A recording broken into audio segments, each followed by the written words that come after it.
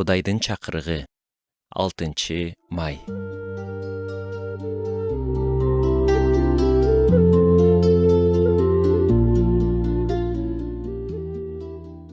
Жалган кудайларга табынуу жөнүндөгү тема ыйык жазууда эң көп айтылган темалардын бири.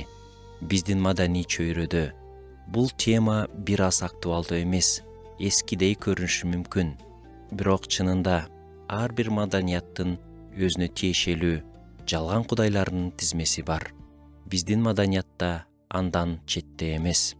Жалган кудайга табынуу деген түшүнүктүн ар кандай аныктамалары бар.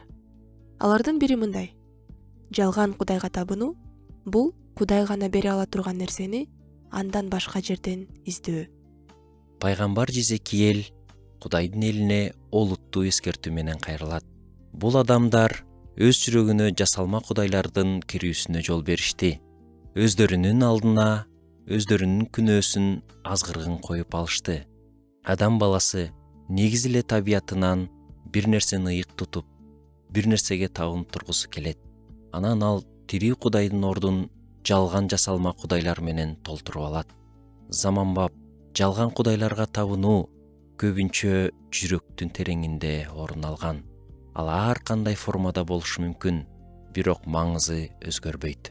Ошентип, адамдын жүрөгү жалган кудайларды жасоочу устаканадай. Адам өзүнө жумушун, ийгиликти, акчаны, статусту, абройду, сүйүүнү, никени, ыңгайлуулукту, сырткы сулуулукту жана дагы көп нерселерди Кудай кылып алышы мүмкүн. Сенин жүрөгүңдүн акыбалы кандай?